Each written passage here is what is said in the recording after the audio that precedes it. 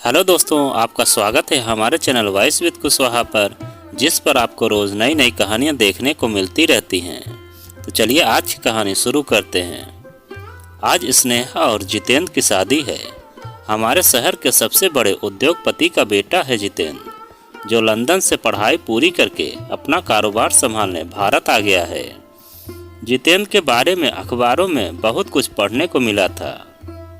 उसकी उद्योग विस्तार की योजना, उसकी सोच, उसकी दूरदृष्टि वगैरह वगैरह। और स्नेहा, हमारे साथ पढ़ने वाली बेहद खूबसूरत लड़की। स्नेहा की खूबसूरती और उसके पुलिस कमिश्नर पापा का समाज में रुतबा, इसी के बलबूते पर तो यह शादी तय हुई थी। कला, काव्य, संगीत आदि सारे रचनात्मक क्षेत्रों में रुचि रखने वाली और पढ़ाई करके कुछ बनने की चाह रखने वाली स्नेहा ने जितेंद्र जैसा अमीर और पढ़ा लिखा वर पाने के लिए अपनी पढ़ाई अधूरी छोड़ दी। रईस खानदान में शादी की तुलना में पढ़ाई का कोई महत्व नहीं रहा। शादी में पानी की तरह पैसा बहाया गया। शादी के फोटो न केवल भारत में बल्कि विदेशी पत्रिकाओं में भी छपवाए गए। स्नेहा की खूबसूरती के बहुत चर्चे हुए। नवविवाहित जोड़ा हनीमून के लिए कहाँ गया, इसके भी चर्चे अखबारों में हुए। फिर आए दिन स्नेहा की तस्वीरें गॉसिप पत्रिकाओं में छपने लगी।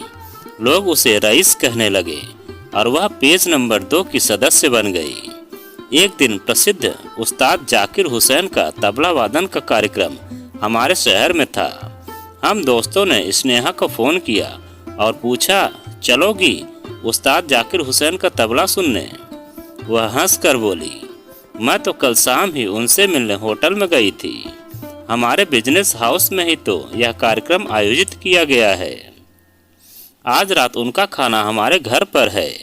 जितेंद्र चाहते हैं कि घर की सजावट खास भारतीय ढंग से हो और व्यंजन भी लजीज हो।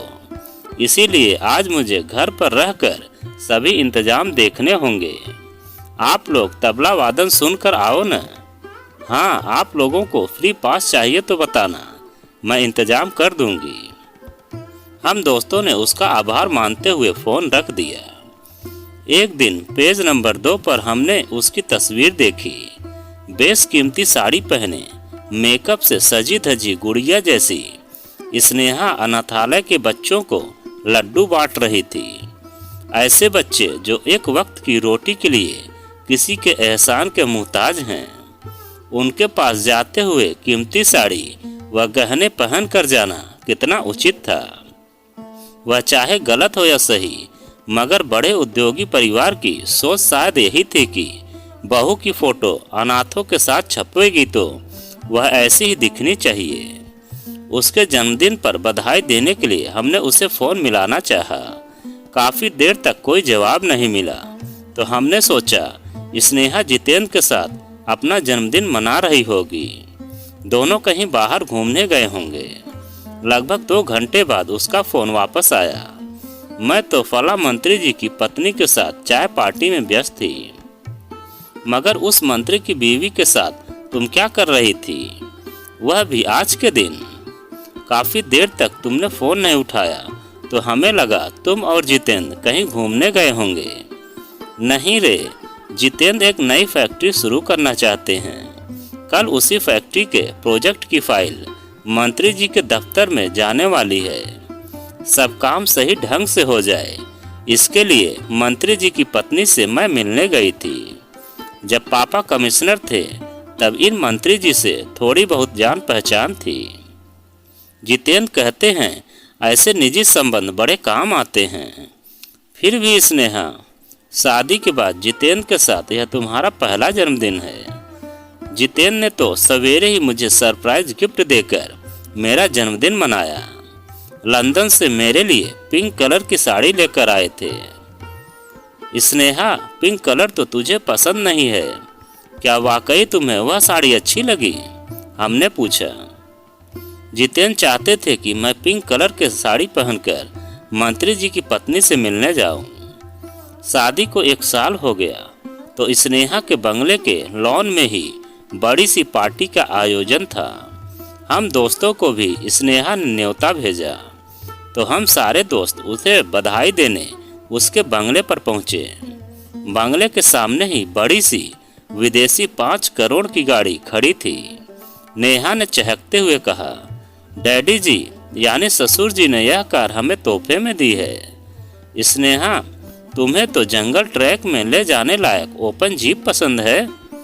हाँ, मगर जितेंद्र कहते हैं ऐसी जीप में घूमना फूहड़ लगता है। यह रंग और मॉडल जितेंद्र ने पसंद किया है और डैडी ने खरीद ली। अच्छी है ना? पार्टी में ढेरों फोटो खींचे जा रहे थे।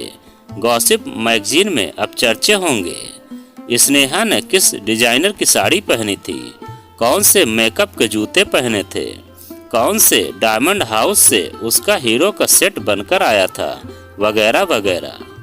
मम्मी डैडी की पसंद ऐसी है, जितेंद्र ऐसा चाहते हैं, जितेंद्र वैसा चाहते हैं। पार्टी का आयोजन कैसा होगा, मेन्यू क्या होगा, यह सब कुछ जैसा जितेंद्र चाहते हैं वैसा होता है। हमने स्नेहा से सुना। दया आई स्नेहा पर।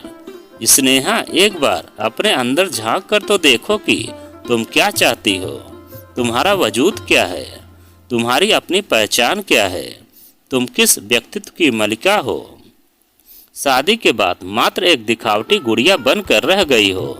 अच्छे कपड़े, भारी गहने, बेशकीमती गाड़ियों में घूमने वाली रईस, मंत्री की पत्नी तक पहुंचने का एक जरिया। यह सब जो तुम कर रही हो, इसमें तुम्हारी सोच, चाहत, पसंद नापसंद कहाँ है? तुम तो एक नुमाइश की चीज बनकर रह गई हो। फिर भी तुम खुश हो। इंसान पढ़ लिख कर अपनी सोच से समाज में अपना स्थान, अपनी पहचान बनाना चाहता है। शादी के बाद अमीरी के साथ साथ समाज में रुतबा तो तुम्हें मिल गया, फिर अपने सोच विचारों से कुछ बनने की, अपना अस्तित्व, अपनी पहचान बनाने की तुमने जरूरत ही नहीं समझी। दूसरों की सोच तुम्हारा दायरा बनकर रह गई। दूसरों का कहना व उनकी पसंद नापसंद को मानते हुए तुम 4 दीवारी में सिमट कर रह गई।